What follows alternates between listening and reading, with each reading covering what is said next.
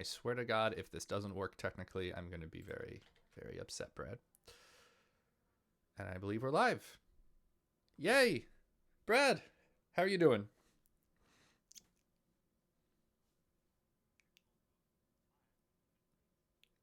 You had a late night last night? Early rise?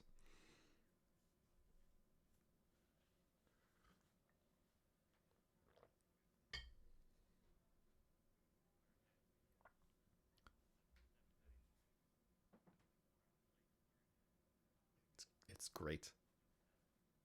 What do you do for that hour and a half, 3 to 4:30?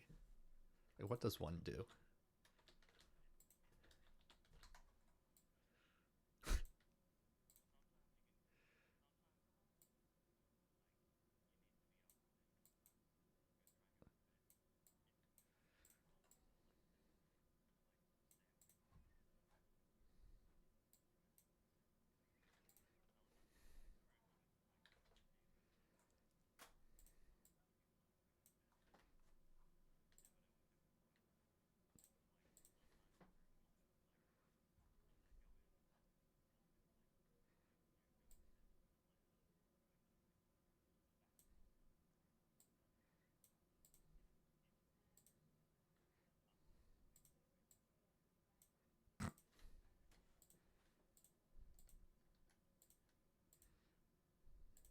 Dad life. I don't know it yet, but I look forward to it. One of these days. Give. I honestly, I would love to be a dad, but I'd like to ease into it. Like, I feel like there's a very, very steep, learning curve, and I wish that there were more opportunities in life to ease into things a little more gently.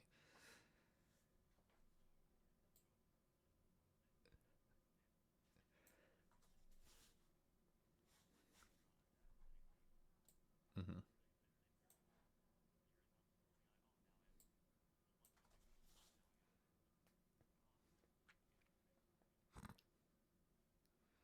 That is. Nah! Thanks for saying something, Demian. Ugh. I swear to God. All right, Brad, just keep talking. Please keep as I debug.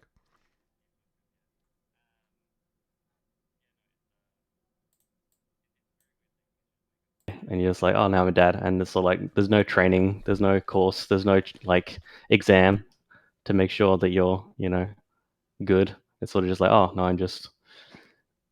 I'm in the deep end now. Not It's only are yeah, you in it's the deep it's end, Brad, you're also live in audio, also. yeah. No, it's insane because you're just like, yeah, there's no check to be like, are you fit to be a parent? No, it's always like, no, that's it. You're a parent now. Enjoy, and you're on the clock 24/7 now. There's no takesies backsies. There's no PTO. It is that's it. Yeah. So yes, there's no waiting time. There's no easing into it. It's really just fucking hit the ground running, which is hard for you guys in America when you don't have really good parental leave policies. What are you talking about? Our healthcare system's great. Never had any issues. Wow, healthcare is not terrible as long as you got the right insurance. Healthcare was great for us. Working at Facebook, it was fantastic, as well as the parental leave. But the story for most other people is horrendous there. Yeah. But that's a whole topic of politics we probably don't need to get into. Yeah. I'd rather avoid politics. Instead, let's talk about the TC39 types as comments proposal, because we were talking about that before the stream. Yes. So the way we started off Yeah. was it's kind of bogged down in politics now. But where do you think the current status of that proposal is in your estimation, give or take? I mean, considering I haven't worked on the flow team for a year now, I mean, I'm not involved in it anymore. But when I was on the flow team, I mean, like, I was very supportive of it. Like, it was a really interesting idea, to say the least. I don't think anyone really um, was upset by the idea from the at least from the language side of things. Like, everyone was just like, hey, as long as you can support all the languages and people can just do Flow or TypeScript and it just works, we're happy. Let's go. But I think from the other side of things, like the community and runtime side, everybody's just like, but why? Yeah. Why we want comments? And it's fair enough because, like, from a user's perspective, like, it makes your life a little easier because you can dump TypeScript code in, which is nice, I guess, but it also doesn't change anything because your code's not validated or anything like that. And if anything, it makes it harder for us to get to a type checked future, right? Where you have JavaScript with types, which to be fair may never actually happen. But like, because if you think if you reserve all the space for unstructured types right now, and you say these are comments with no structure at all, then how in the hell do you then add typing in the future to those spaces? It's like, oh shit, it adds that really big blocker in the future of like, well, we have to figure out some other way to do types or some way to like opt into type checking completely with to strictify the standards. And so there's complications there, that make things very difficult. But I'm not entirely sold on it. Like I personally sort of think that it wouldn't be the end of the world if you know browsers and stuff or runtimes would just like ship with support for TypeScript and things like that, which we've seen in like I said we've seen in Bun and Dino, right? It works. They just ship with a parser, and all of a sudden you run your TypeScript code. Great, doesn't have to do any type checking. It just strips the types. Works really well. So sort of like that could work, and Node could build that in as well, but they choose not to because there's third-party solutions which are hacky and don't really work. But Of there's nothing you dubious can do about that. Yeah. efficacy. Yeah. I worry. I mean, Hmm. there are a few things we could go down for there, but I worry about the hard coding of everything to TypeScript. As convenient and lovely as that convenience is, it's not going to be there forever. We're going to eventually find better ways of doing things. Just as an example, there's a research project which I don't think is going to be the next big thing anytime soon, if ever, but like as a proof of concept called Esno that adds, because it's written in Rust and is much faster, is able to add in much more edge case friendly type checking logic. Oh god, what's the name of that feature? I keep telling everyone about this feature. The dependent types. There we go. So if we get to a language that has a different syntax than TypeScript, now all these tools are hard coded in that, okay, you have JavaScript and TypeScript, and then this other thing comes around and it puts that other thing as a second class citizen, so to speak. So, does that worry make sense to you at all?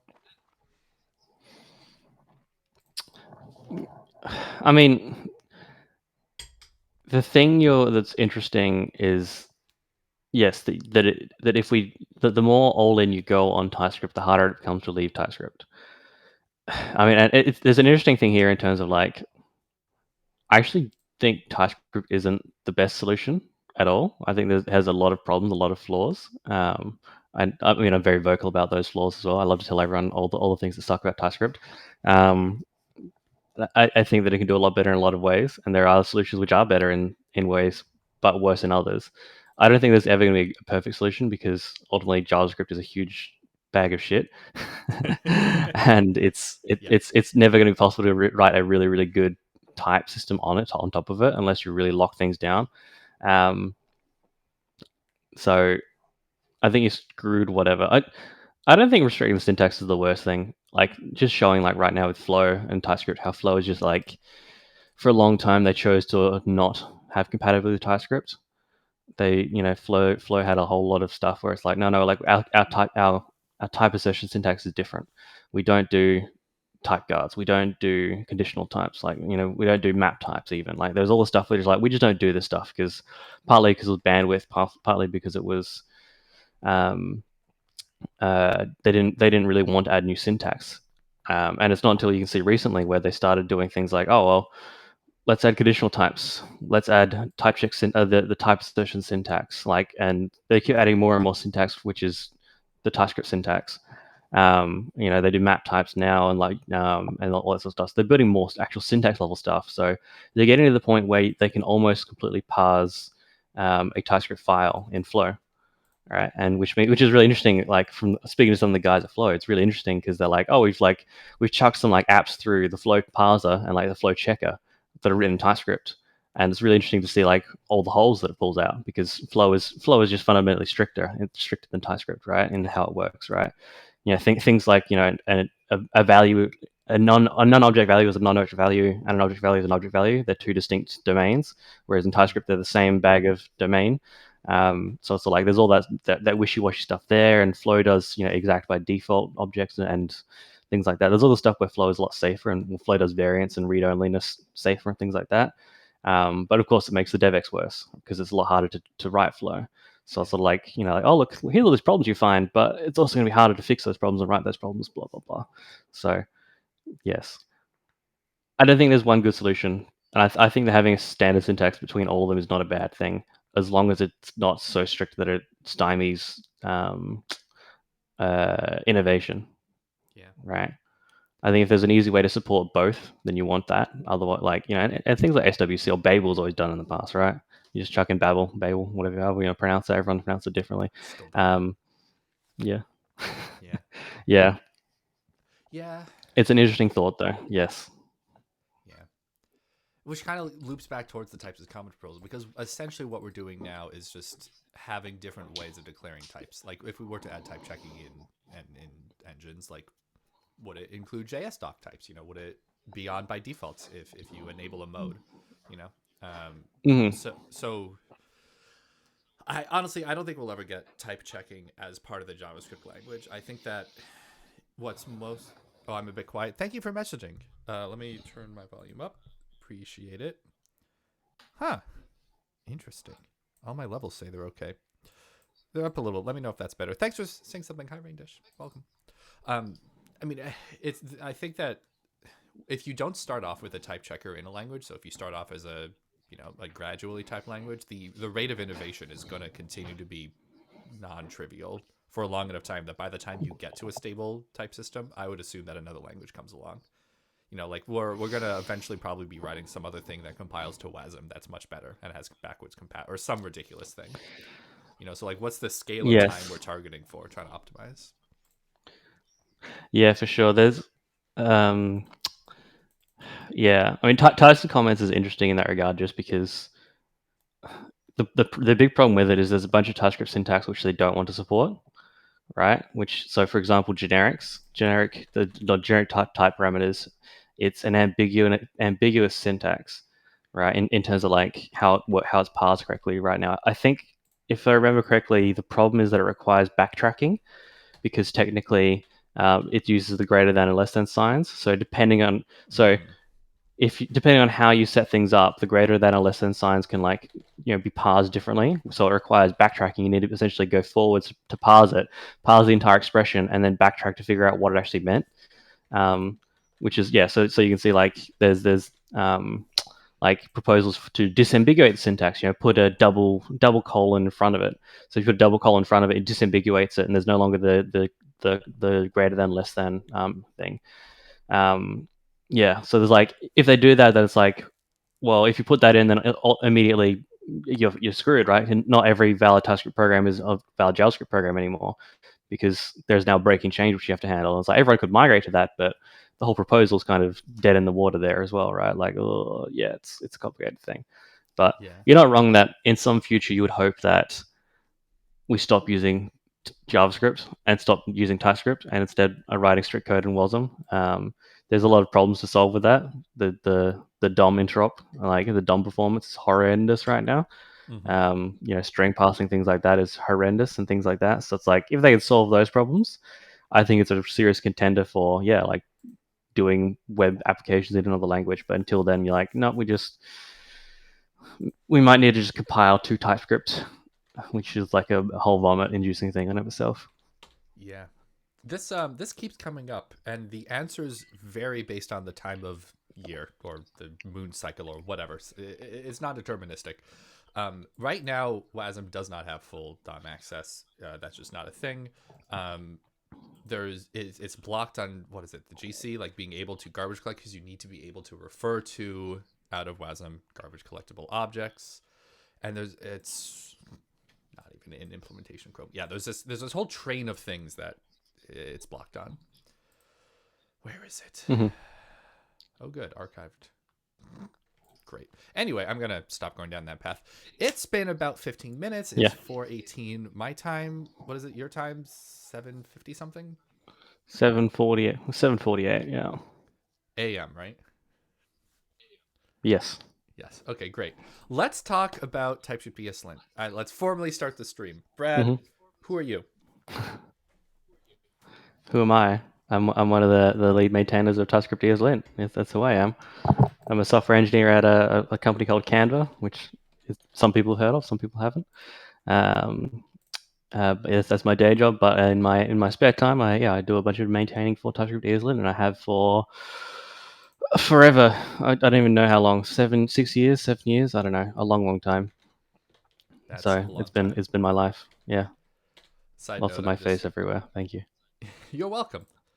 It's I always get weirded out or just like jolted when I interact with you in these streams because I'm so used to you having sunglasses and you've never worn sunglasses. It's very touching.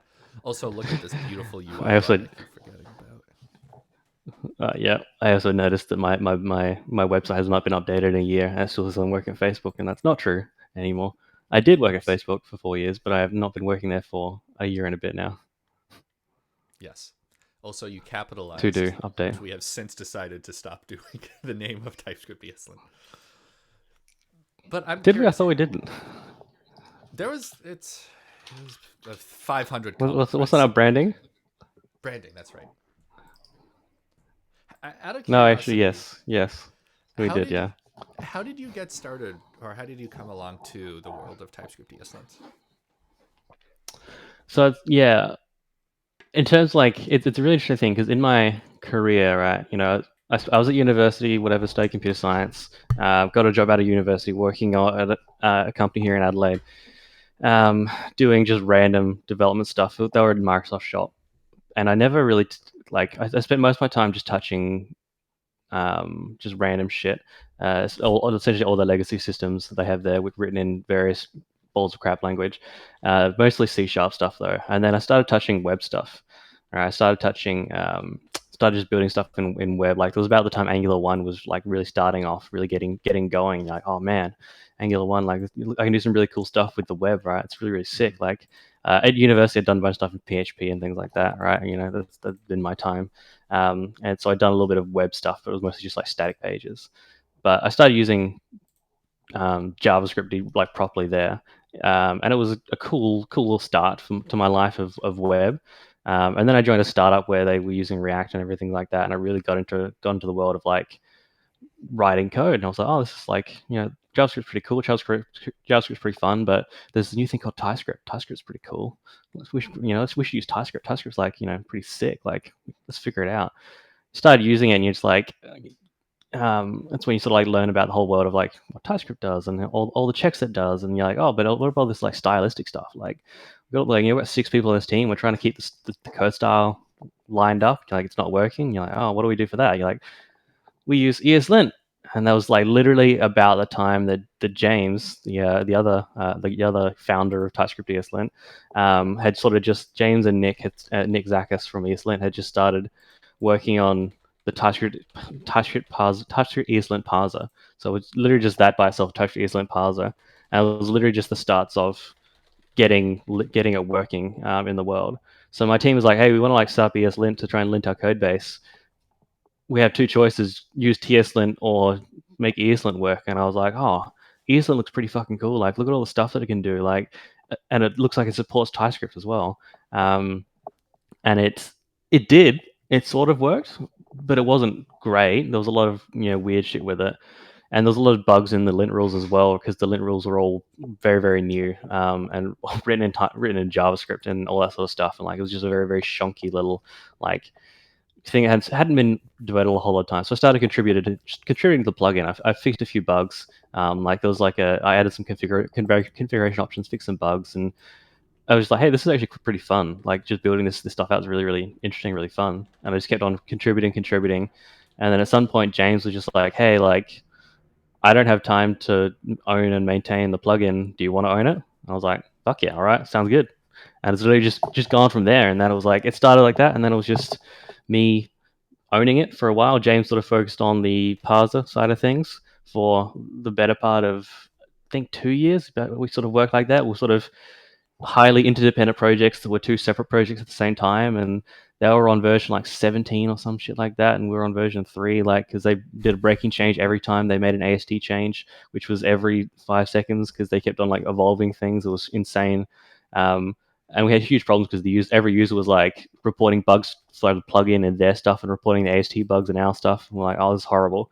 Nightmare. And then James was like, hey, let's why don't we just merge these projects? We just put everything under the same repo, under the same banner, and we'll put everything in lockstep, and we'll work on everything at the same time. You're like, actually, that's fucking sick. Yeah, let's go. And TypeScript-eslint was born. And yeah, when that's really it. That was like, yeah, how long was it? That was 5 years ago now, I think. 6 years ago now. I'm trying to remember. So it's been a while. Been a while since we something like that. I think it was just after I started at Facebook that we did that. So yeah, 5 years ago, I think. Yeah. That's wild. Yeah, So 2019 was which is 5 really years interesting ago. as well. And yeah. Welcome to time. That's how it works. It was a very interesting thing because switching to Facebook from the startup I was at, I went from TypeScript every day to Flow every day. So I was also like, I was sitting there every day working on Flow, whilst also working just like doing being the owner of TypeScript ESLint. Because at the time James had just some family things, personal things, so he sort of stepped back from development, which meant it was like for the better part of like 2 or 3 years it was just me, just like being the only maintainer and the only person working on it for the most. Well, Amano was hopping in and out, and you had other people contributing, so it was sort of just me and in my Flow world, but also like working on TypeScript ESLint, owning the code standards of TypeScript until you came along. Yeah. And then as James is sort of got his life back on track with all his moves and everything like that, he's come back to help out and do some things. And Armano's done his pop in, pop out as he does. And we now have more contributors, right? We now have more committers. What are we calling them? What's our official title for them? Committers and Committers, yeah. maintainers. Yeah. With other Josh, and we're looking at more people that keep on doing good work. So Yeah. so it's a long way Yeah, from that's amazing, actually. back. Sorry. I'm trying to remember, like back in the day, you can look at ESLint plugin TypeScript. That was what I own, like way back when, that had like 10,000 downloads. You're like, oh man, those were the days. Those were the days. By the way, there's something really funny that I'm perpetually amused by, purely by coincidence, or maybe some shared root cause we don't fully understand. The maintainers have faces, the committers don't. That's not intentional. It's just how it happened. Yeah.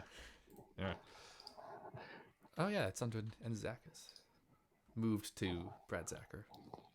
Funny. Yeah. That must have been, Yeah, I'm just trying on to find it. a professional, personal level, that must have been morally and practically exhausting to be the sole, or effectively most of the time, the sole maintainer of a major ecosystem project. How did you handle that? I actually didn't mind because at the time working at Facebook, I had about a half hour commute, about a half hour, 45-minute commute. And I don't know if you know about like tech in Silicon Valley, and that they have buses for you. So you walk to a bus stop, and you get on the Facebook bus. The Facebook bus it's got seats and tables and everything, and it's got Wi-Fi on board. So I would just sit down on the bus every morning and every evening going home. So I spend about an hour and a half every day just working on it. So I'd easily knock out what's that? It's something like about an hour a day, 5 or 6 hours a week just on the bus, and then spend some time like just after hours. I felt like it, sitting in front of the TV. It wasn't too bad. It was actually pretty straightforward. Like I spent some time during business hours as well. But yeah, I would easily knock out 10 to 15 hours a week working on it, just doing bits and pieces. Um, yeah, it was. I loved it at the time, but it was also hard to try and balance everything because there was a bunch. I'd never had the time and energy to do big things. So a lot of the time, I like all the big changes that happened were pushed by other people. So like when we did the big shift to remove the default program, that was pushed by Ben Lichtman, who was working on TypeScript. He was like, "Hey, we noticed this at Microsoft. This is a problem for us. Like we should fix this." Um, and he pushed that whole thing there, and he pushed it, landed it, and then it was like great. I was like, fantastic, this is great for us. Let's do it. He did it, and he landed it, and then it was sort of like, okay, now not in a bad way. So like left me holding the bag, and then I was like, all right, I've landed this, and now's your turn to support it, and then I took it. Yeah, that's it. Yeah, that one. There we go. Oh. Yeah, that's hang on. Did Ben never actually send? Oh, there we go. 17 closed. Yeah. Defaults. Huh. That's funny. Y'all just talked about it. Oh, past services Yeah, I don't. I, nifty. It's so wild looking back at all the like what now is a fundamental core, just it's there part of the project. But back in the day is as you're describing, like a pretty big change. Like the what you're referring to, the default program, that was the way to generate type info and was convenient, but has so many problems. And now the way that ESLint configs generate type info is just completely different. You know, you have to specify either a path to the program or true or this new experimental project service thing we're doing. Like it's morphed over the yeah, years. it was. Yeah, it was very very interesting because I think that was version. I think it was back in version 3. I think it was version 3 or version 4. Maybe it was 2 to 3. I forget exactly. Um, I just remember that, like, yeah, the stuff that, like, Ben worked on it for a while just to, like, get it right. And we had a whole bunch of issues with it when we launched because there was a whole bunch of cases we didn't handle properly. It was really, really, really, really messy. But before that time, yeah, it was sort of just like if you ever missed a file in your config, it would create a default program for it. But every single file would get its own default program, which meant that if you ever like missed like your source folder, every single file would get its own program, right? Which meant that you could end up creating thousands of programs. And people were like, man, typeware linting is horrible. It sucks so bad. And we're just like, oh, yeah, okay. And then yeah, Ben was like, well, why don't we just not do that? Yeah. And we're like, oh, that's a good idea. Yeah, let's not do it. And everyone was really sad because it meant that their config got more complicated, but everything got faster. And it did create this weird situation of like errors of like, oh, well, yeah, you can see right there. I get errors telling me at least one of the projects must be provided, blah, blah, blah. It's like, it's complicated sometimes, but it does make things faster. So, it was worth it in the long run. But yes, Yeah. By it's the way, very interesting to since see how things change over time. yeah, since we're now starting to really dive into the typescript-eslint stuff, I'll note to anyone watching on stream or if you're on YouTube later, feel free to please ask questions, especially let us know if anything's unclear. We're both very familiar with this project, so it's hard for us to modulate and just know like what's useful information versus completely esoteric. So please let us know if anything is unclear, if you have any questions or comments. But we had talked a little bit before the stream about what we want to talk about today, and as fun and exciting as type information generation is, and if you think that's sarcasm, you haven't seen my tweets. We were actually going to look at a wholly separate area, which is the AST type shapes, because this issue over here actually has some implications for the greater ecosystem. So, Brad, for those who haven't been following along closely over the last few months, why would we want to have a difference between ESTree and ESLint node types, or even what the hell is the difference? Well, let me refresh my memory as well. Sure. Would you I, like me to I answer that have dad question in the brain. meantime? Yeah, yes, just quickly. Great. I think you understand this quite a bit better than me, so I'll answer and then you brutally, violently tell me how wrong I am. So, right Sure. now, the ecosystem has kind of two projects that are very relevant for the AST or abstract syntax tree, the way that your source code is represented to tools like ESLint. There's the ESTree project, which is a general spec for representing your nodes. And then there's ESLint, which is a very common notable consumer of ESTree ASTs. So ESTree is the spec and the program that works with the spec. ESLint is the very common consumer. Now, ESLint requires you to enable some stuff for adding to your ASTs, like setting parent nodes and comments and stuff that in core ESTree parsing is a little more optional. So then you get this weird types mismatch where if you want to use just a core ESTree AST in an ESLint parser, like the TypeScript parser, that's not actually compatible anymore because the typescript-eslint parser is adding in or requires some properties that aren't actually there or even the same for an ESTree AST. Do I have it right so far, Brad? Yeah. Cool. Yep. So, oh, Chrissy in the chat, C-Bit. Hey, it's been a bit. How you doing? So now we have this ridiculous situation where in order to allow the ESLint types to work with theoretically any parser in the new ESLint flat configs, wherein you specify your ESLint in JavaScript, which can be type checked, we now say You can pass any parser module that either has the parse method, which takes in options any and returns unknown, or parse for ESLint, which takes in text, options any, and then AST unknown and scope manager unknown. Thanks, I appreciate the support. So that's weird. Why would we, as the TypeScript people, want any's and unknowns? Because we want good types here. But the problem is that the tree types are fundamentally incompatible, and we would have to do some stuff on the TypeScript-eslint side to change our parser to make types that are compatible with the core ESTree definition as ESLint understands it. Am I right so far? Yes. Cool. Yeah. The big problem you've got is that there's two competing types, right? There's our types, which we've defined, and we defined a long time ago because we had to, right? The short and curlies of it was that we needed to define types for our AST because because we need to add properties to everything, and we need to add types to a union. And at the time, there was no way to like extend a union in it, right? You can add properties to an interface via declaration merging, but you could never extend a union to add more members to a union. You can only redefine it. So it's a very, very complicated thing. It's like, well, we have to define new AST types. We have to define everything from the ground up. We cannot use types ESTree. We have to do this. So we did that, and then we're like, well, now the type/ESLint doesn't work for us because they're all defined in terms of at types ESTree, and we don't support that. We can't support that. We have our own AST types.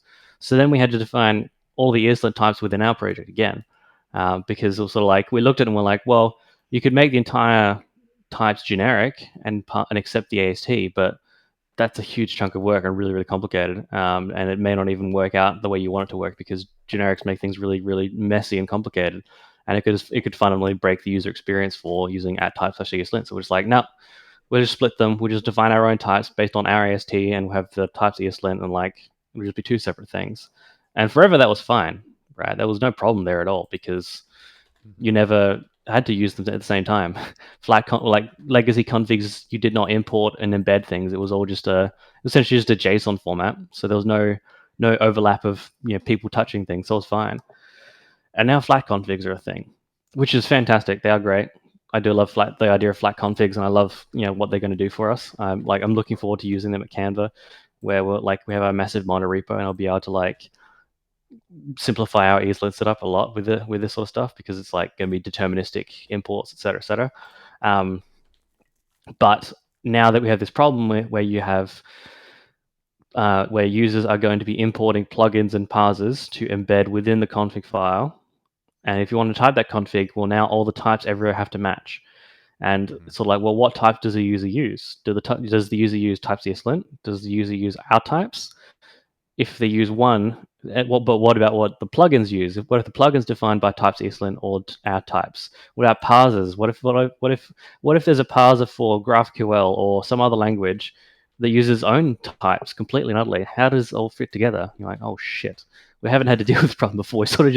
We ignored the problem because it was not really a problem people need to care about, and now you're like, oh crap, we're in this complicated spot.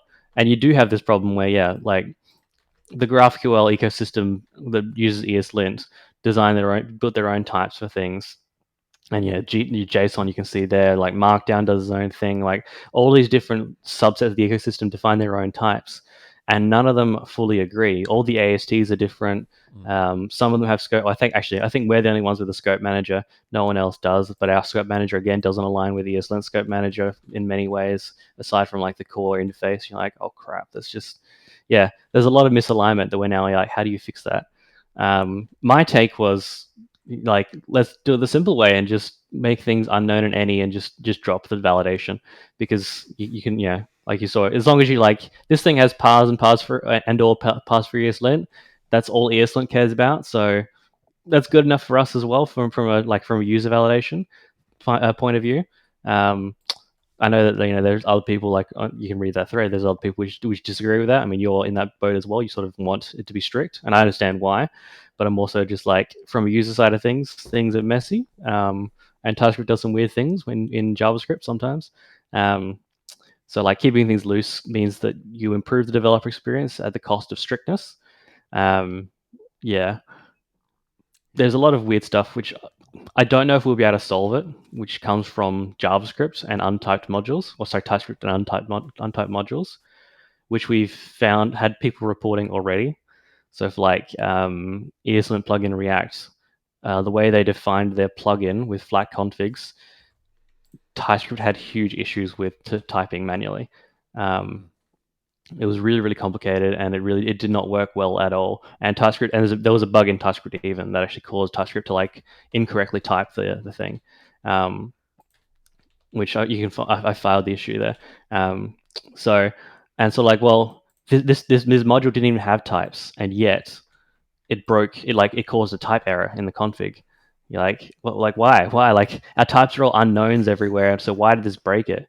Yeah, and you're like, yeah, you can see like he found the bug, and it does depend on like certain config options you've got and things like that, and it's which of course depends on the default inferred program for the JavaScript file, which is dependent on the TypeScript version, the VS Code version, things like that. There's all this complicated stuff. It was really, really horrendous. I fixed it by I submitted a PR to the plugin to add a JS doc type to just sort of like cut it off and tell TypeScript not to do what it was doing. But it's like, I worry that us trying to define really strict types will keep running into this sort of problem again and again, where plugins don't have types, or plugins define their own types, and they're not going to match up. And how do you deal with that? Because the users could not give a toss, really. The users just want to be able to configure their, they just want to configure their configs. They don't care. The most basic validation is all they want. But then you also some people do want to have strict validation. Some people want that strict stuff to make sure they're doing everything right. And there's also talks of people wanting to do things like type checking the rules themselves, right? So like taking the plugin's definition, pulling out, extracting the keys, mapping the keys, the rules from the plugin to the defined like prefix for that you've set up, so that you can like make sure it would, and it should work. There's ways. I've thought about it, and there's ways to do it. And like it was set up for legacy configs right now. There was an entire separate project because I was like, we don't want to maintain it because we don't have the time. So someone has set up a project for that, and like so it's provably working. I'm 10 second summary what flat configuration does. Yeah. The difference between legacy configs and flat configs is that legacy configs, essentially you tell ESLint things and it does everything for you. So you say to ESLint, hey, here's the plugin name, here's the parser name, do your thing, which is horrendous because how does ESLint know where it's supposed to get things and what it's supposed to do, and et cetera, et cetera. It's really, really complicated and doesn't really work. And it was also designed originally, it's like the design of legacy configs was around this idea of like you're going to have one config in your project and it's going to do everything. And then as the world evolved, everyone was like, well, actually, I've got special cases. I need to turn off rules in certain cases. So then they added the overrides case. So like you have one default config and then you override it, which is kind of complicated. And there was also this whole thing of cascading as well, where you could have config files nested anywhere in your directory tree, and ESLint would go from the files linting and like look up the tree to find ESLint configs and merge them together into one sort of mega config. And it was just all this sort of stuff which was foot guns and complicated and did not work for many situations. And they tried to fix things with flags that would tell ESLint, hey, like look here for plugins and look here for other things, and like it was really, really complicated. And it works, but it also doesn't work. Flat configs does away with that by, first of all, there's no longer string references to anything. They're all gone. So instead you literally import the plugins and import the parsers and you pass them into the config. So that whole problem of figuring out how to resolve things is now completely eliminated, which is fantastic because it means there's all these complicated setups which are really, really, really hard to deal with before that are no longer a problem. Fantastic. And there's no longer this concept of a default config, right? Every single config is essentially defined in terms of what files it applies to. You can define a config without files and say it applies to everything, but like it's not like just the standard like there's one root default and then you turn things on and off after that. It's sort of like no, like from the get-go you have the granularity of trying to set up exactly what applies to what files. So it's a much better concept, a much better config style, and there's a lot of stuff which is a lot better. There's some stuff that is worse, the whole like plugin system of like users can define the plugin name.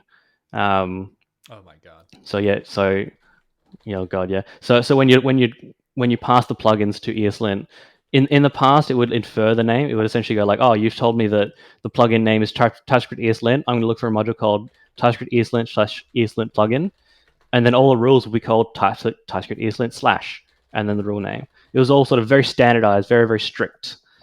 But you come along here with flat configs, and of course, because you're passing the now you're passing the plugins in, ESLint doesn't have that frame of reference, it has no string for it, so it allows users to configure things.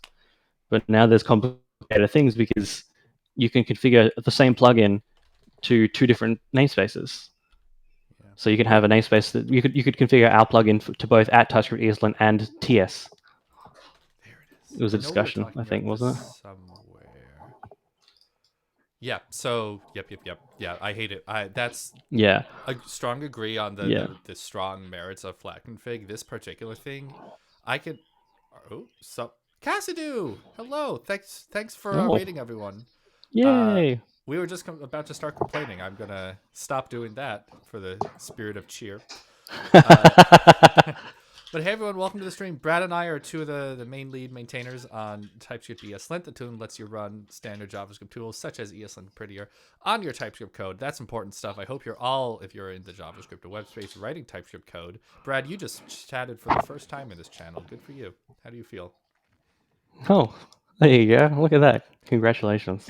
We've only I, ever seen I you usually use fail. my alt, so that's why.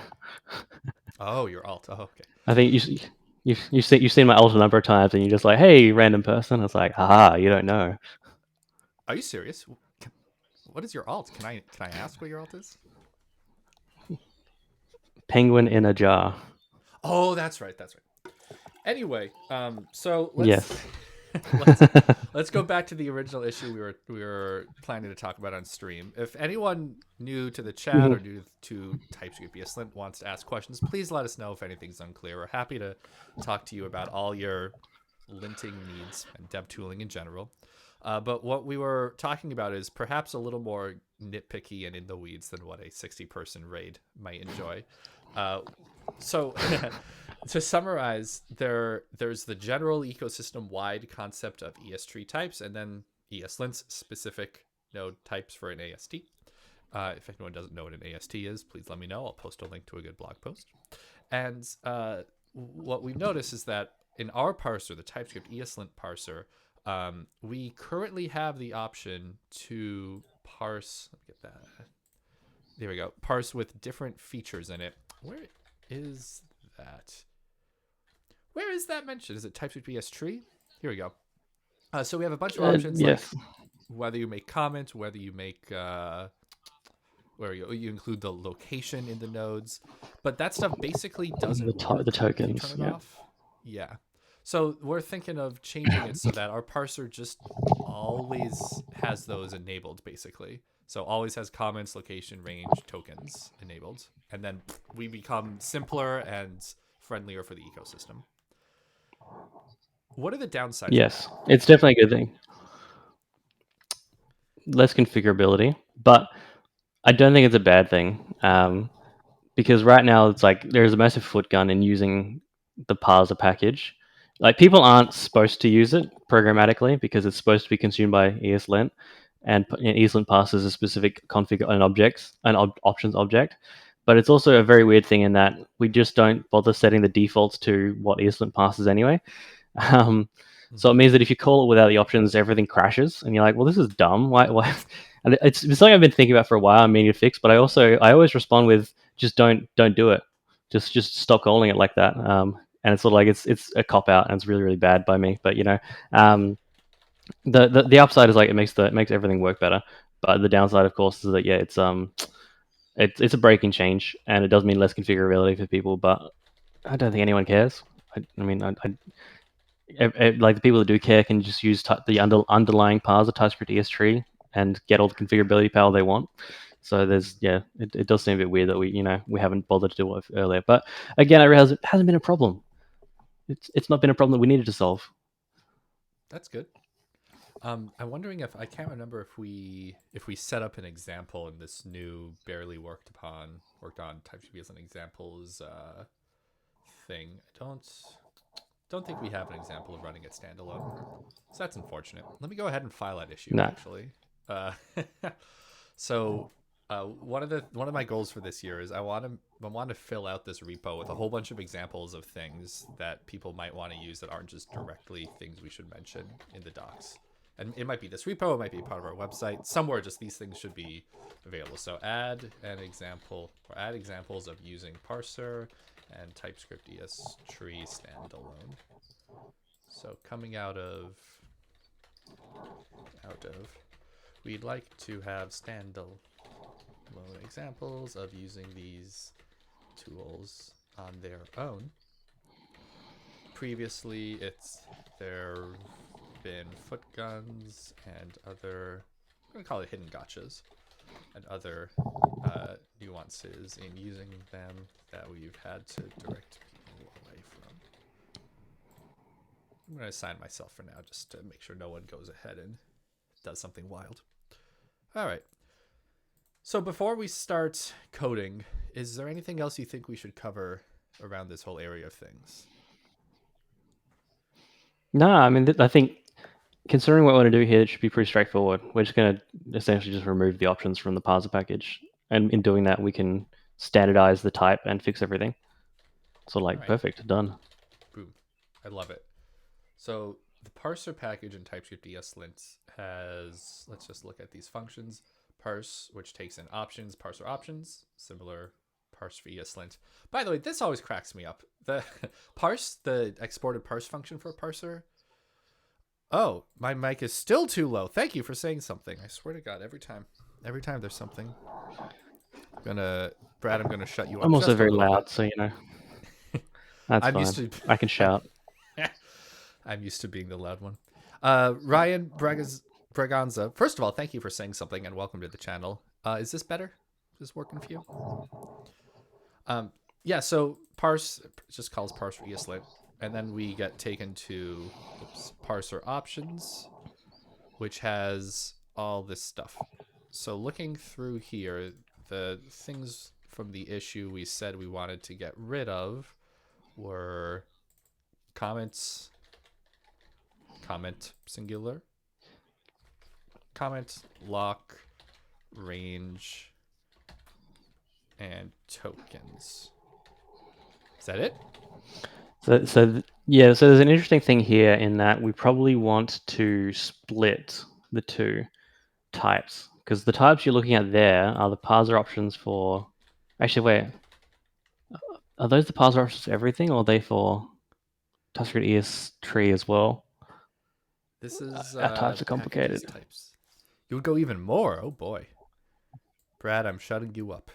Oh Even no, more. we don't. No, we don't need to. We don't. Oh yeah, we don't need to. No, you're good. Yeah, edit that file. Edit that file. Delete some shit. Okay, because I'm just gonna, out of curiosity, do a search. We have two TypeScript options. There's the general types and then the internal specific to TypeScript ESTree parser options type. Yes. Yes. So if I remember correctly, the reason that the parser options are defined in the types package was to try and break a cycle somewhere, or it was either break a cycle or stop something having to depend on the parser package to try and like reduce our dependency graph and what people have to install, if I remember correctly. That makes So sense. that's why it's not defined in the parser package. Yeah, And the types package because we have so many has. packages. Okay, yeah, we have a lot of packages in this mono repo. Look at all those Hey beautiful man, we're things. not the biggest by any stretch of the imagination. Yeah. Yes. It can fit in one screen. That's more than enough to indicate we're tiny. Okay, so types the package has no dependencies. Typescript-estree the package. I'm just gonna assume from memory. It probably has a dependency on types. Yep, Yeah. it does. There we go. It's essentially like types is kind of like the root of like all these sorts of dependencies. It's where all the shared types go. And yeah, it was Yeah. really just try and break the cycles between the packages so that we can sort of just like have things being less interdependent than they are, Makes to sense. try and, because users don't care about where the types come from. They just care the types are there. And if you can reduce the runtime footprint, then that's great. That is great. Question. Is there a reason we don't declare a lot of this stuff into like a shared exported parser options based kind of thing and then import that into typescript-estree? I think that the main reason that we did that was to try and keep the documentation generation simple. Because essentially, like right now, the generation for the TypeScript ESTree docs is just copy paste that interface into the docs. And if we were to try and like move things around, it would be a bit more complicated. I had thought about like you could actually just embed that entire interface as well, just like literally because we already have the tools to do that. We use it in Rule Tester. We literally just embed the raw TypeScript into the docusaurus, and we could do that here as well, which would save us having to sync anything. Yeah. It would auto format it for us and everything. Where is the? Oh my gosh, I forgot we did this raw loader stuff. Where is Yeah, the thing? sick magic is what it was. Magic. Yeah, here we Just go. search We for just yeah. raw loader it. That's right. Raw loader literally raw loads the file into the docusaurus build. Yep. Oh, Yeah. Exactly. I was just like super lazy, but it works so well. So like I was thinking like we could do that as well. We could 100% do that for the typescript-estree types. And I think that was like what I want to do at some point. But there's all that other stuff in there, and I was like, oh, you got to move things around. Oh, I'm lazy, and I never got around to it. But constructor options. Yeah, it's literally the file. Okay, cool. All right, so we have the parser. Are we also deleting parser options? The not the types one, the typescript-estree one. no, no. So typescript-estree needs to keep alt configurability. All we're changing here is the parser package. Right. So the parser. Right. So the Because parser package. yeah, because yeah, ESLint will never see the typescript-estree package. That is essentially an implementation detail. Let me check out main, get pull. Make sure I'm just up on the latest because I forgot. Yarn. Okay, and this will run a build. All right. So when we run parse for ESLint, what happens is we normalize some stuff around with the options, blah, blah, blah. We then create type TS-ESTree options, which is imported directly from typescript-estree. So then we're creating a set of parser options, which take in all the settings from the original options passed in. By the way, I think this would be a more clear thing for me to understand. TS-tree options. Does that strike you as a good rename? Sure. I spend enough time with this stuff that it's all pretty clear to me. But you know, anything that you would like to clarify as sort of like a first timer through this code? Yeah, first timer. I've only caused bugs in this code. I've never actually improved it. Okay. So then what happens inside TypeScript-estree parser is we generate services. So we take in a code, which is like a source file representation or a string, some options, which is the TS-ESTree options. We might not want to keep these renames for the PR. I'm just doing it for my own clarity. We then create parse settings, which is the settings for parser options. So here, hang on a second. Hang on. I'm going to have to zoom out. TS-ESTree options is what we take in. And, oh my gosh. There we go. So this is where the TypeScript-estree package is passing like location or defaulting that to false. So parse and generate services, which is called by the parser. That's what passes in TS-ESTree options. So if we're making it so we always set comment and such to true, then I would assume want to do comment true, lock true, range true, and so on here. Yep. There was one more. That would Tokens. tokens. Yes. Okay. Whew. By the way, why are we doing this object.assign? What's going on here? I reckon if you look at the blend, that was a James thing, I think. Or I could actually go further back to the Nick Zachas days, the old pure ESLint days, pure JavaScript ESLint days. Back before spreading was allowed. Back 5 before years TypeScript, ago. back before spreading was allowed. Yeah. All right, so let's. I think this actually caused a bug last time I tried to change anything. So let's see what wild and wacky shenanigans happen. But anyway, project folder, ignore list. Apparently, there's a regular expression in there. Yep, I'm just gonna go ahead and not play with this. We're good.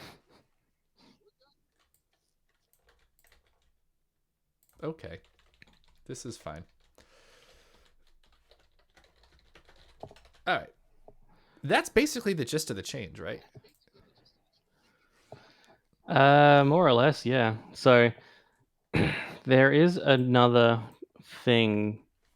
So we kind of have to leave the properties in the type, in the parser options type though, because people will want to pass those in. Hold on, let me open up my types just to double check that I've got what I think I've got. So if you go to utils source ESLint config. Oh, I messed up somewhere. Okay. I remember reviewing this code. These are the types that we expose to people for actual like ESLint.config files. Correct. Yes. So in here, at the top, you can see it. There's this parser options type, right? Mm-hmm. And if you look, you can look and see where that's used down there, and you can see that it's passed to. It's like it is the type for the config files. Mm-hmm. Actually, wait, no, it's not. Is it? Wait. Yeah, it Shared is. Yeah, there is. Parser options config.parser equals part. Yes. options, which takes Yes. in interface parser So, options, which is the thing I just deleted stuff from. which is this thing here. Yes. So if we delete things like comment and that from here, it means that our types for config files change, right? Complicated. So, which is a problem because if someone is using our config file to pass parser options to something else, then they won't have autocomplete for those very common things. I don't think it may not matter. I don't think it really does matter technically, but it's just something we need to like just quickly think about and be like, should we or shouldn't we?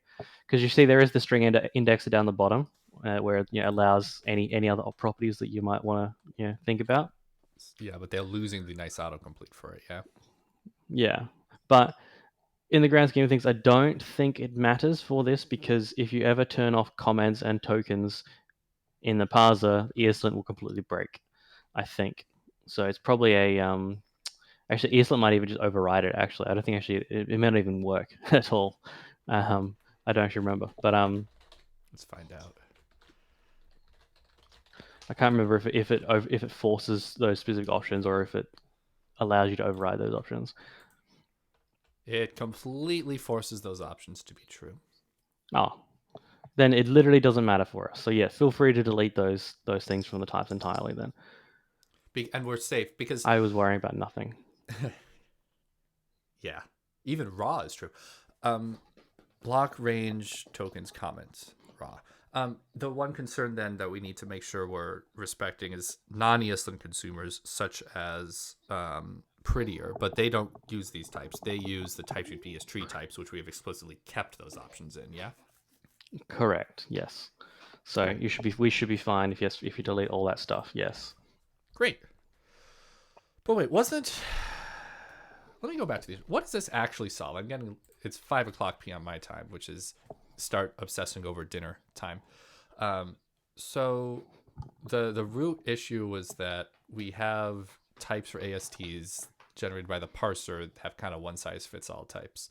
So now we're saying that the types generated by parser, unlike the types generated by typescript-estree, will always have lock and range, which means these nodes on the AST These are no longer. That's the. I knew I was missing something. These are now required. Yep. Why is there Those only ones 3? now we can delete that weird because lock is actually on the node, but we never respected that in the types, I think. Oh yeah, it's just always. Oh, I'm never writing this. Okay, yeah. So lock and range were always there. This is the silliest thing. Okay, so program just has, where's the AST spec? Program is just node or token data with comments. Comments and tokens are potentially undefined. So they were we were marking them as optional here, and then we were marking them as required but or undefined here. Great. Mm-hmm. Sorry, did I cut you off? So yes, you make them required there, then it works. No, okay. You're good. Make them required, it works, and it should be completely fine now, I think. I want to separate this or like extract this into a type. I hate having inline ands in my types. I want to be able to refer to them, you know. So what do we call this? ESLint program, maybe? Yeah. Okay. This is a good change as well, because like I said, this should mean that people can use parser directly now without having to worry about passing any parser options at all. Awesome. Which is a good change for people, because that means they can do things like get the scope analysis for free. Nice. Okay. Which not a lot of people do like, but when they do like it, it's nice. So when you say scope analysis, to what are you referring? If you use typescript-estree, you just get the AST, and you need to then pass that into the scope analysis to get the scope analyzed, the scope manager to get the scope. But if you use parser, you get both of them out, because ESLint uses both of them. So it's kind of like it's a nice little like bundle function. Got it. That's this AST services visitor keys. Okay, scope manager. All right. So now we're getting the problem that exactly the AST, you get the whole thing. Mm-hmm. The AST is complaining because tokens is incompatible because in parser 28 we said we have the program. By the way, why? Just do this. Does that work? Okay. Yeah. So we have ESLint program, which is the ESTree.program. But here its tokens are token array or undefined. And just hang on a sec. This is packages types. So is this also the program that gets exposed by typescript-estree? Yes. So this is an incompatibility in the types. There's a very so if you go to the typescript-estree /parser or /parser. Mm-hmm. Yeah, and you see this method right here. You see the return type, parse and generate services result. Mm-hmm. It's generic, and you look at it, and yeah, it's interesting. But then you go to the AST, which is right above it, and now you have this little thing. Oh boy! Right. I remember seeing this and then repeatedly seeing this and completely wiping it from my mind. Of that's some crap I'm not going to get into until I need to. This is that time. Yep. This is the crap time. Lovely. Yeah, so that's in there to try and give us a nice strict function boundary, right? Where if you pass comments true or false, then we add or remove the comments from the type. Although if you look at it, it actually doesn't do what it's supposed to anymore, because the program has comments and tokens defined on it. Actually, no. Yeah. No. It'll do what it's actually. No, it will work. It will work. So yeah, if you don't pass comments true and tokens true, it'll define them with the default definition, and on the program you can see that is defined as or undefined. Right. So it means that they'll be undefined optional, right? But if you do pass as true, then it overrides the definitions of those things to make them required, which sort of just fixes that whole type issue. It's complicated and ugly, and you can see the nice little like hack to work around the no empty interface lint rule, or which was a hack to work around the ban types lint rule, because it's like in an intersection, an empty object is actually fine. It's safe in an intersection. Welcome to TypeScript. Things are messy.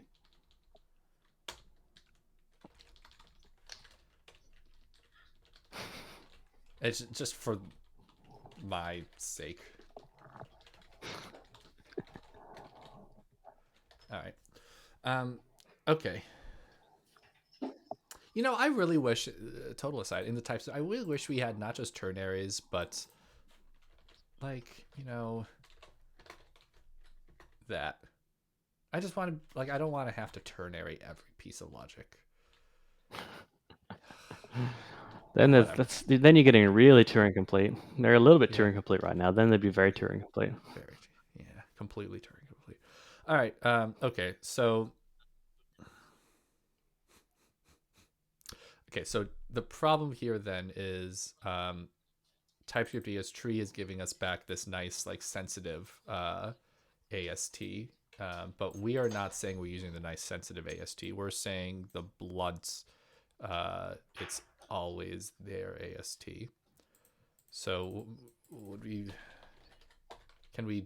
It's not exposed, but like in theory, could we do like AST of comments true, tokens true to force this?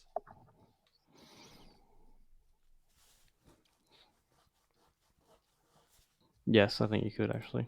I don't know if that type's not exported, but yes, you could. Oh, it is. Is it exported? Did we have the foresight to export it? I guess I bet It's it's probably not just exported from the main. the index. Yeah, export. Oh my gosh, Oh, it is. who that? What? Why Oh is no, this? because you're going. That's the indirection. Oh, It's from the the index. typescript-estree package. Okay. All right. Do we even have that package reference in this? Yes, it's just Okay, down there we go. down a little bit. One more line. All right. There we go.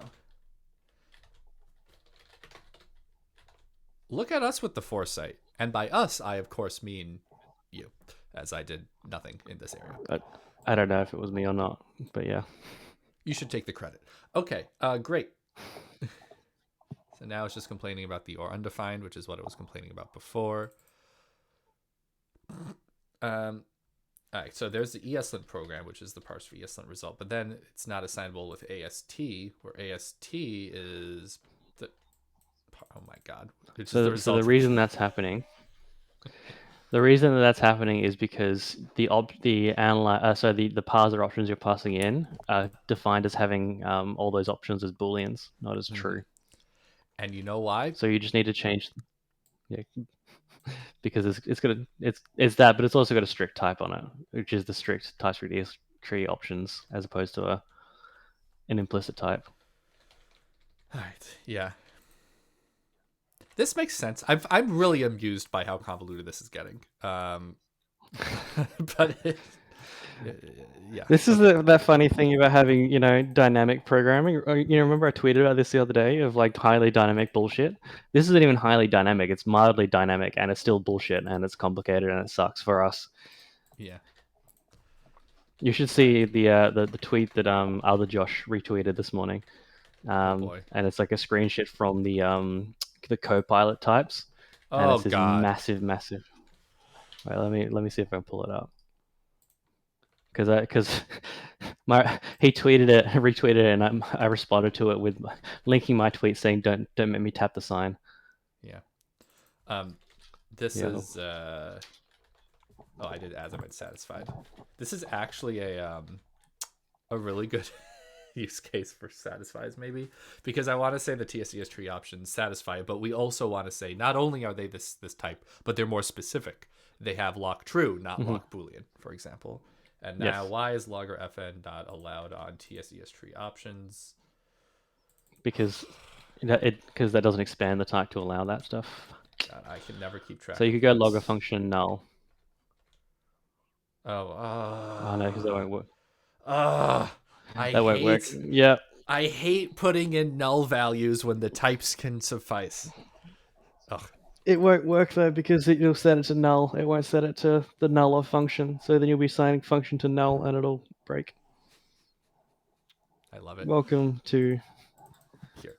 This is what I remember doing this for the parser options. I'm just gonna move it up and then logger fn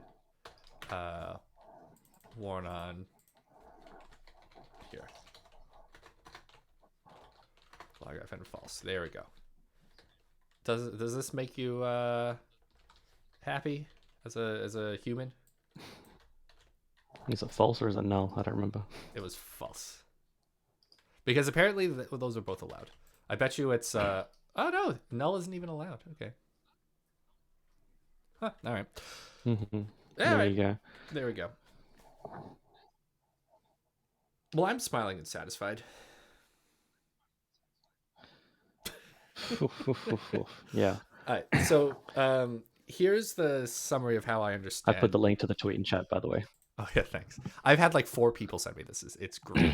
This is awful code, by the way. I'm just gonna throw that out there. The fact that AI can do this, or like AI can be led, Copilot or whatever to do this, is wonderful and amazing and a true technological humanitarian achievement. But this code sucks. You should, if you have this dense of code, with or without this density of comments, just extract some helpers. Like this is unreadable even with the comments. Anyway, really, really If anything, impressive the though. comments make it worse. If anything, the comments make it worse. Yeah. Now I have to parse and understand 2 things that refer deeply to the type system, and one of them has a layer of indirection. Yeah. Mm-hmm. Anyway. But yes, don't make me tap the sign. Oh yeah. What did you post your response? It was on other Josh's tweet.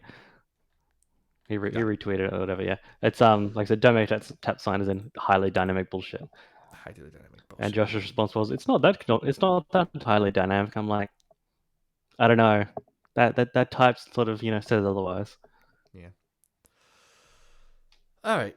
So to summarize, we changed it so that previously parser ESLint, the function, and therefore also parse, which calls that directly, would give you back a ESTree program that has optional range tokens comments, because we didn't have generics piped through to know whether you were passing in range tokens comments as true or whatnot. Now we're just saying hard-coded, they're always true. So we also extracted out the type to ESLint program.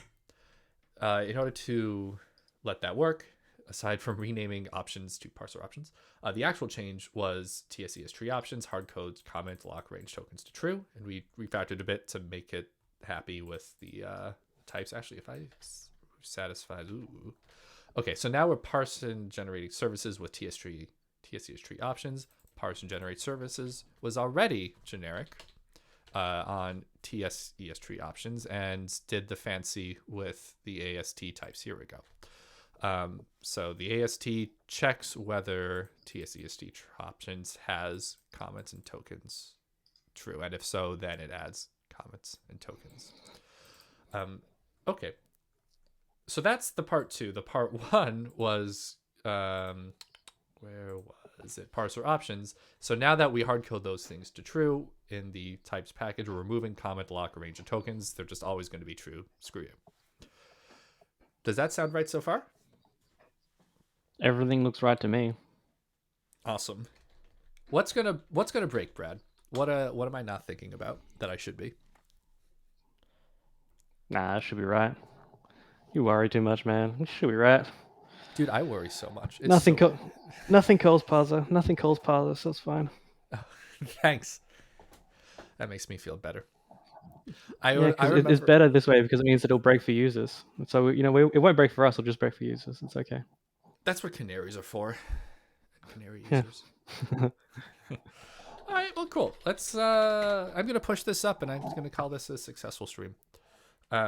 So if anyone's still watching and hasn't left, we're down to 11 after the 65. Thanks again, Cassidy. Let us know if you have any other miscellaneous questions or comments while I post this up. How do you feel, Brad, about this whole area? It's complicated as fuck, but it works.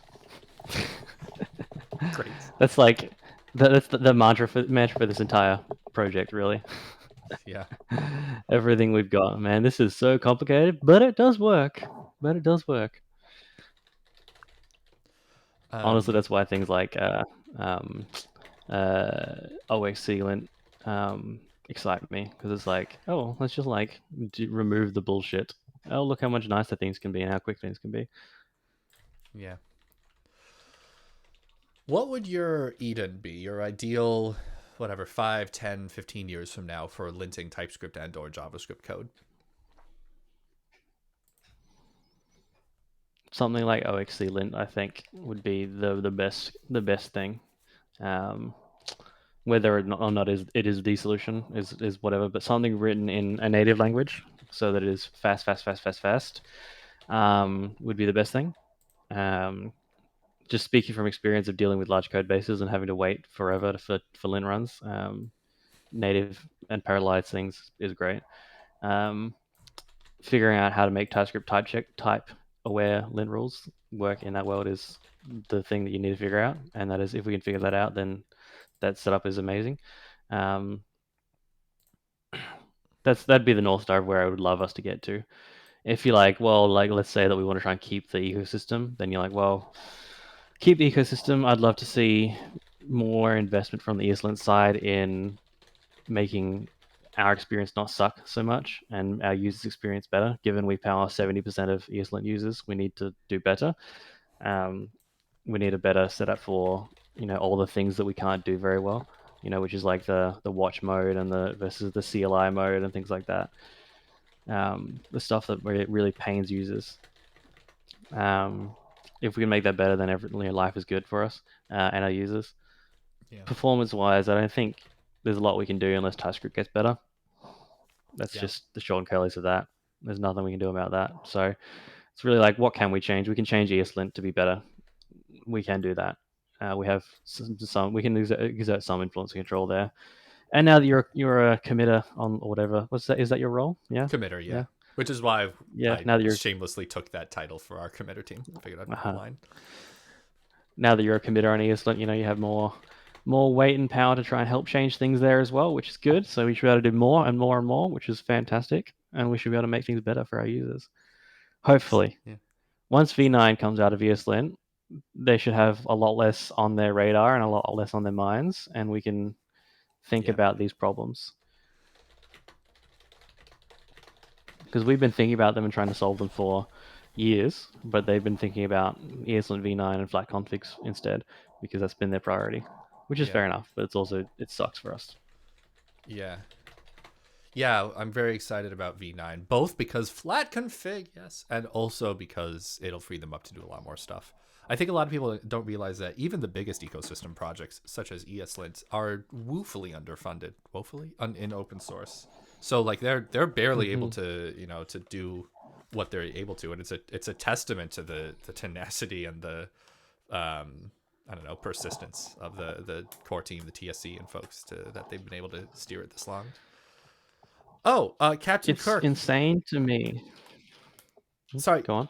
No, I'm so excited about this. Captain Kirk, are you asking about typescript-eslint? Because I actually just sent you a LinkedIn invite to try to talk to you about that. Haha. We were talking about you on the private core team Discord channel, and it was all positive. So let's talk. But to actually answer your question, how do you get to be a committer on? I'm guessing you intending to ask about typescript-eslint. This was one of my goals for last year to set up this this system. So we actually have where is it? Fudge, where is it? Contributor tiers. Yes. So we have a rough table of like vague hand wavy points of like, okay, you do this, you get a point. This is how many we expect. So like if you spend a couple of months doing, 5 points in issues, 5 in PR, total of 15, that's the answer. As to how to get in touch with us, we have the community Discord. We should put that link in the header, actually. That's an idea. TypeScript-eslint, put Discord link in header. For you specifically, I mean, negative opinions about your I was going to think of something snarky and cute, but I don't think we have the personal rapport on the internet for that to not come across as offensively rude. Never mind. Nothing negative. So like our Discord is basically the right place. If I'm personally on a bunch of places like Twitter and Blue Sky and stuff. Fine, your smell, Kirk. You smell awful. So yeah, but I think every person is unique and different, and I personally just want people to help out. So if anyone is interested in contributing to us, please talk to us. Let us know how we can make that a better experience for you. Anything else to say on that, Brad? No, yeah. If you want to become a committer, an official committer, and get paid for it, we have budget and we will pay people Mm-hmm. if you keep contributing for us. We now have what, 3 maintainers and 3 contributors, and everyone's getting paid. I think. I assume. I don't know. Josh is in charge of managing the money, And I'm but getting we paid are most also of all. woefully underfunded. So yeah. If your company is looking to throw some open source money, we would love to have that, because we are woefully underfunded. Um, Yeah, let me I set also up. noticed, by the way, that we don't have a donation link in the header of the website. The only place you can get to donation is if you go to the homepage, the landing page, Yeah, these Google searches are my rudimentary to-do which list. is a bit. Yeah. Um, I yeah, so I mean, like we're woefully underfunded. What do we get? Annual budget of 48 grand a year, which is not a whole lot for us. Um, ESLint gets a chunk more. They do, but they're still woefully underfunded in of themselves. They get, what's ESLint's annual budget? Wow, they have a cool page. Look at this. Whoa, can I they get guess? 160 grand a year. Oh my god. Yeah, ESLint does an Yeah, look amazing at that. job. By the way, we were talking about this. Just an amazing job of transparency with how they spend their money. Really nice. Yeah. Yeah. Yeah, they well, ESLint sponsored us. I think they're now one of our biggest fucking sponsors. Oh, not quite. They're I think close they to it though. They ain't far off. I Second th- biggest. yeah, they have the biggest one-time payment, I'm pretty sure. I don't think anyone has surpassed what was it, $10,000 or something they gave us out of nowhere. Uh of course, I searched for ESLint and it's all ESLint. Uh Yes. Yeah, so ESLint sponsors us, like send some of their sponsorship our way, which is real nice of them, yeah. and they're now a significant contributor to us. But like I said, open source doesn't get paid anywhere near enough, as we all know. I'm just Yeah. surprised that ESLint themselves has only got 160 grand a year in terms of things like that's Yeah. nothing at all. That's really fucking Yep. nothing. It's just surprising to me. When you factor in total comp, that is not one. It is less than one senior developer by like typical hmm American market rate salary. Yeah. Working at Facebook, I got paid more than that easily. That was not even just like base salary was higher than that per year. Yeah. Then you add on bonuses and stock on top of that as well. Like it's yeah. You can see why a whole lot of people stay away from open source because the pay's not there. I don't know how you do it, man. How you're sitting there building this fucking entire life, and I'm like, man, that's scary. I also have a family, so like I have more mouths to feed. Yeah. But That it's answers still the like, fuck, question. man. I commend you. Thanks. I'm very intentionally doing this stuff before the family starting, which we're hoping for in a few years. I have a blog that breaks down my income for anyone curious. Typescript-eslint is almost half of my monthly income from all sources. I then have book royalties, consulting, which is becoming podcasting, a few other smaller things. ESLint and Mocha are going to raise over time because I'm now a member of the Mocha team. Fun fact, Mocha. But Kirk, hmm I actually think I got started very similar to what you just described. It's a lot of fun, so I'm happy to keep committing. I'm always surprised to receive money. It's like a pleasant surprise. Until I went full time, like, that was not the purpose of it. Um, so yay, +1 to you. Cool. Great. It's How did good. we get on this I do tangent? enjoy just receiving money. Oh, right, we were I talking don't about remember. Oh, contributors. Yeah, yes. So you. we, You're a contributor. So yes. yeah, Contributor to ESLint. That's what you are. Yes. yeah, yeah. So we have a community reimbursements thing where if people do a bunch of things a month, typically maybe like 5 points, at least one large item. It's very hand wavy. We sent it to people who just did a lot of like medium items. We'll talk about them and send them some cash, a few $100. Cool. I never hmm sent this pull request. Yes. Hopefully, with you being a committer to ESLint, you can help go from the back sides of things to Mm-hmm. influence the that world. Yeah. Hopefully. And try and make things better. Maybe. Hopefully, we'll see. Um, Once V9 is done, I think that there's a lot of scope for you to do good things. Deal with the politics. Your favorite thing, the politics and the bullshit of convincing people to do our work for us. Yes. Welcome to being a senior engineer. That is your entire life. I don't know what your role titles and roles were at your companies before that, but yes, At being a Microsoft. senior engineer, your life is convincing people to do work for you. Yeah. Your senior, like big company senior, is my staff, which is what I was at Code Academy when I left. Yeah, being able to do code work more than an hour a day, any day, was just a blessing. Like I had to fight for that, truly. Yeah. I spend so much time on Slack just telling people about how bad things are and trying to convince them we need to fix things. That's my life. Actually, I'm curious. Things Do you? suck. Let's fix it. I want to talk to you about that just very briefly. My personal recommendations to people who are trying to go into like the senior or staff role, whatever your company calls it. Um, How to Win Friends and Influence People, great classic book with some caveats about modern times.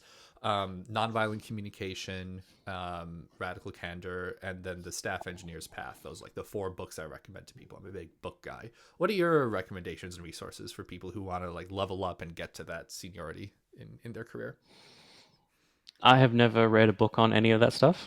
Everything I've done has been through sheer force of will and trialing and failing. Um, Technically, yeah, that's a quote. Hey, look, there's even what. All right. a result. It's I think that the big thing to realize is that you can take responsibility for things. Is that Hmm. you can take responsibility, and no one's going to take that away from you. No person's going to be like, no, no, you're too junior. You're not allowed to do that. I mean, maybe they will. Some companies are horrid, but any reasonable company, they'll be like, you want to take more on? Fucking do that. Go, go, go. And in doing that, you build a reputation for yourself. You take ownership of the space. And the mark of a senior engineer is really deep domain expertise and ownership of a whole space. Well, like that's like a mid to senior engineer. Being a big senior engineer really is about taking that next step to helping to set directions and influence people to work on the space, right?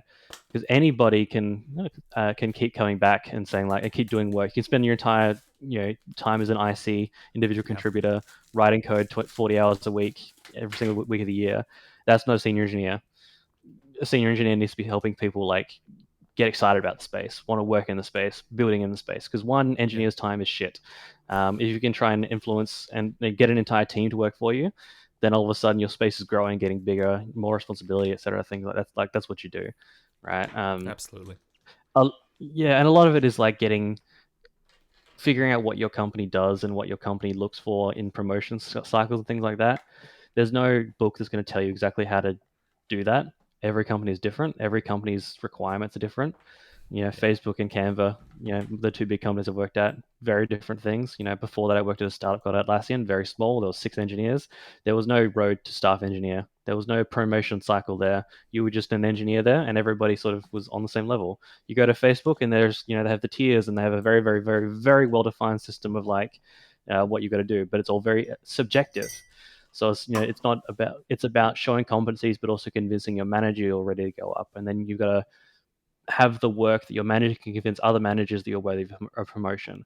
And at Canva, it's a similar thing, and that's like, hey, you got to really like plan things out and say these are the exclamation mark. Hmm. You gotta understand the system you're in. There is a game to play. I hate it. I fucking hate it. There is a game to play. No matter what you do, you have to play the game, and at least understand the game so that you can work within the rules of the game to try and um, progress really.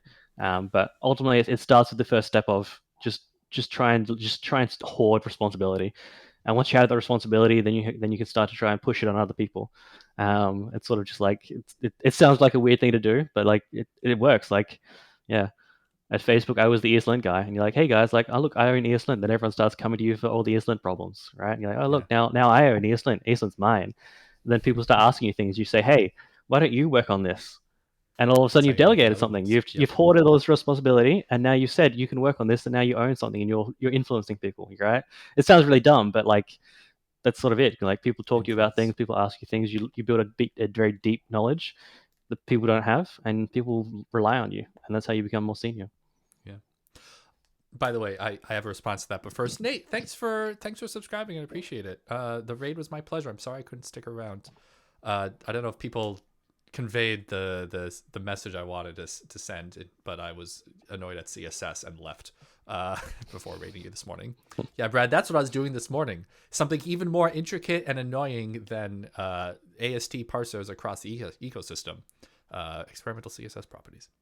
But yeah, it's funny. I think much of my career before becoming like senior staff was trying to learn how to take on more responsibility, more ownership. Because once you have it, you have to do it well. You can't just say you own something and then continuously drop the ball or do poorly. And then as soon as I got to that space, I immediately started learning the hard way. No, now your job is to shed the responsibility, to make sure other people are able to, are well equipped to take it on. And actually, as a side tangent, one of the things I loved about Code Academy, I don't think they've updated this, but the Code Academy engineering competencies are like an open source project that a old EM, then later director, set up. I think every company should do this. Every company that has developers, or really any sort of like, there's a matrix list of competencies and like levels, should say very specifically, or as specifically as possible, what are the columns you're working on and what do you expect from each level. For example, like an apprentice at old Code Academy was not expected to like be able to evaluate the pros and cons of different approaches and do technical proposal and stuff. Like that's a little higher level, but they were expected to like learn the standards and like don't cause a bajillion bugs and like seek out best practices, stuff like that. Yeah. Oh, I miss having this. Yeah, chart. no, Canva has a Google sheet where they do it in a Google sheet because it's easy for them to maintain because it's the non-technical people that do it. Yeah, I think the hardest thing about taking that step to a senior engineer is figuring out, well, first of all, like letting go is going, I own this space and it's okay if other people do the work instead of me. It's very, I find it very, very hard when someone's like comes to me and they go like, oh, I've got this really cool idea. And you're like, yeah, that's a sick idea. I should build that. And you're like, wait, no. I don't have the time. I have my own responsibilities. You build it, right? It's very hard to do that, right? There's a very hard mental thing where you've got to go like, it's a cool problem, but I shouldn't be solving it because someone else can do the work. And like, even if you like, especially when you like me, you've worked with a lot of shitty engineers, and you're just like, you got to like let go of that and be like, you're gonna do it. They're gonna do fine. They're not gonna fuck it up. It's okay. Or if they fuck it up, they'll fix the fuck up. Like it's okay. It's okay. We'll be okay. It's that's what I sort of find the hardest thing to do because it's just like I sort of build roadmaps in my head of things like, oh, we can do this, we can do this, we can do this, we can do this, and I'll never communicate it. And so like, no, like tell people and then let people work on it. People should work on it. You influence people. It's good if other people are working on your shit. Yeah. Everyone is a shitty engineer until they become a less shitty engineer. And the way that they become a less shitty engineer is always shitty. Everyone sucks. Everyone. Correct. My apology. Okay. Everyone. That's a great including note. Me. Yes. That's a great note to end the stream on. Brad, final thoughts. What should people do if they want to find out more about you or reach you online? Tweet at me, I guess. That's the best way to reach me. If you go to my Twitter, twitter.com/BradZacker. Wait, you got too many A's in there, dude. Yeah. I don't know how that happened. There you go. Okay. That's got all my leaks. You tweet at me, I will see it and I will respond. I am happy to chat and anything. Yes, for those who aren't on Twitter, I will also. Oh yeah, you're on Fastodon too. Oh, sorry, I'm Mastodon. on not Fastodon. I'm on Mastodon. I'm on Mastodon. I'm on Blue Sky. I'm on Twitter. I'm on Facebook, Instagram, whatever freaking platforms there are. I think I've got an account on it. You can find my MySpace if you dig hard enough. That's tempting. That's honestly very. I might have nuked it. They deleted data ages ago. So yeah, you'll find me everywhere. If you want to talk to me, I am happy to talk. I love to talk about things. So awesome. Well, thanks, Brad. I really appreciate you coming on the stream. You've been a mentor to me throughout the time I've been at typescript-eslint and before. So this has been wonderful. And let's do this again sometime. Yeah. Yeah, it's been fun. Catch you later, dude. 3. And 2, everyone in chat. 1. The 9 of you left. Yeah.